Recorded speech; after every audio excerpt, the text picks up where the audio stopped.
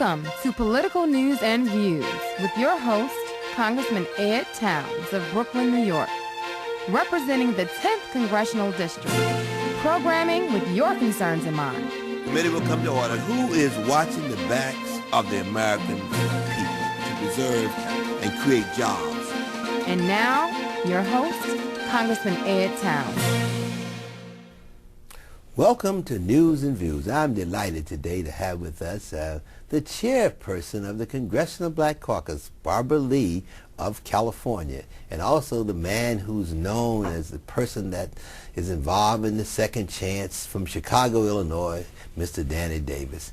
And I'm excited to be working with the Congressional Black Caucus, and especially you, to host the CBC Issues Forum titled From Entitlement to Employment.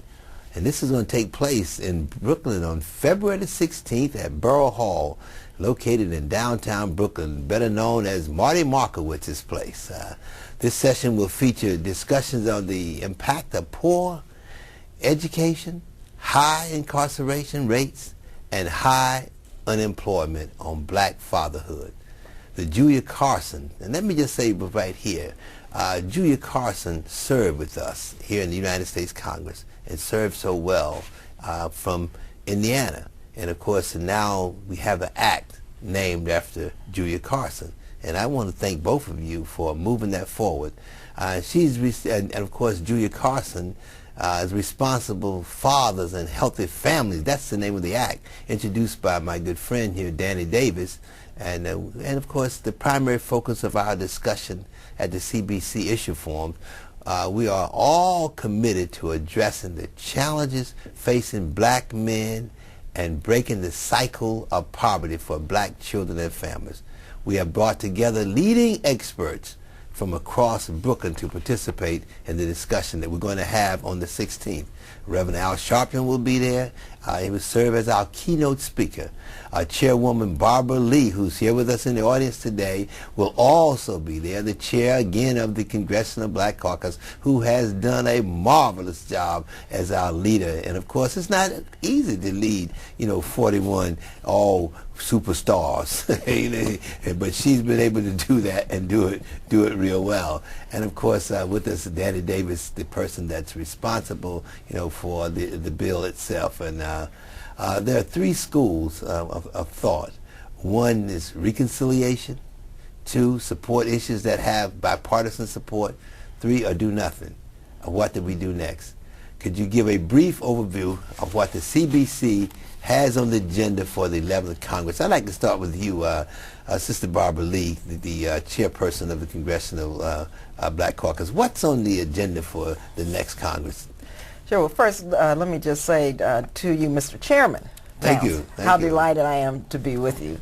And just say to your constituents, thank you very much for continuing to send you to Washington, D.C., because your position as chair of the Government Reform Committee really is the essence of our democracy, holding the government accountable for so much. And so I just have to say thank you first for your leadership, and what an honor it is to serve with you. The Congressional Black Caucus, as you know now, is 40 years young. So we're celebrating our 40 years. We have our agenda, we call it under my leadership, Opportunities for All, Pathways Out of Poverty. Much of what we're doing, of course, given the enormous economic downturn in the country and in our communities, is looking at pathways out of poverty, which means creating jobs, creating opportunities.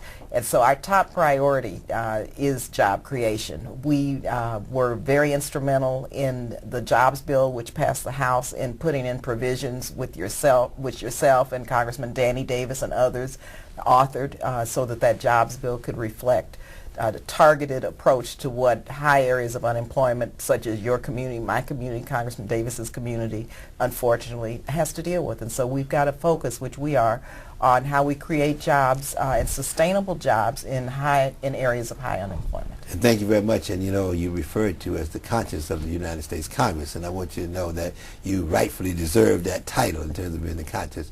Let me just talk a little bit about the Julia Carson Act, Responsible Fathers and Healthy Families. What do you have to say that led you to be involved in terms of the Julia Carson Act?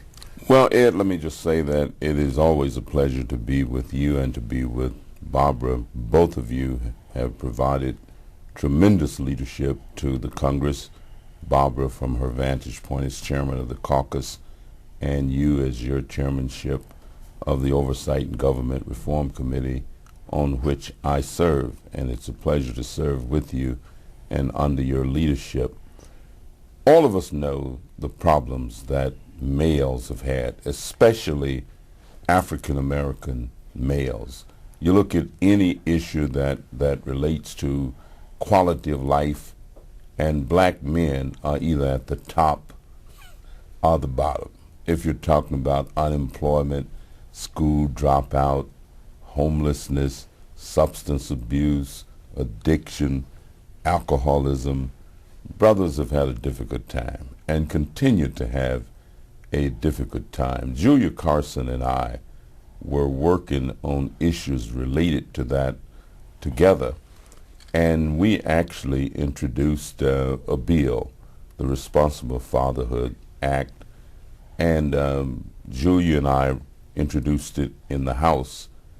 Barack Obama, who was then in the Senate, he and Evan Bayh, Senators Obama and Senator Bayh, introduced it in the Senate.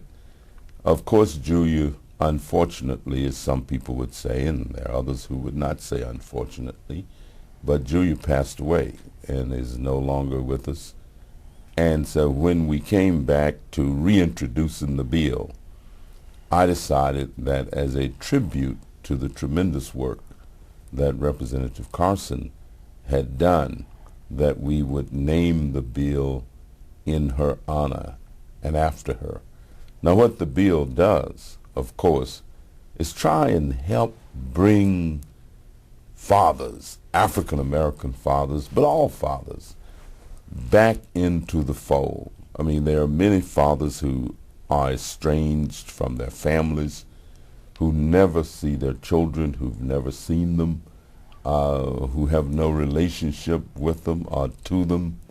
One of the saddest moments I think I've experienced as a member of Congress, I have a scholarship program, and each year we give away scholarships, and we ask kids to fill out an application form, put their mother's name and their father's name and what they do. And one year we were going through them, and when it got to father, the kids were putting DNA, irrelevant. Does not matter. Does not matter. Don't know. Don't want to know. Ain't never seen him. And I said, oh, this is heavy. This is heavy. And that kind of started me on my track to trying to do something that would assist fathers to know that it doesn't matter whether they're incarcerated, doesn't matter whether they've been estranged, doesn't matter what they've been, that they can still be connected with their families, with their children, and they can change their lives. And so that's the impetus, in a sense, for the Julia Carson Responsible Fatherhood Act. So actually this legislation will help people, actually fathers, to be much more responsible?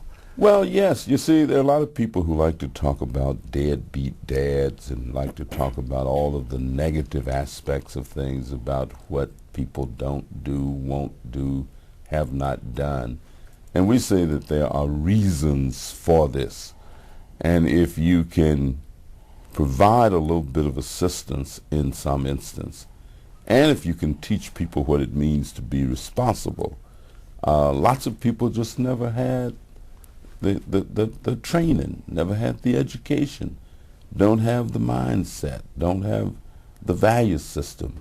I was speaking to a group earlier today, and I mentioned to them that I grew up in an environment where my father took the position that he wanted to be self-sufficient.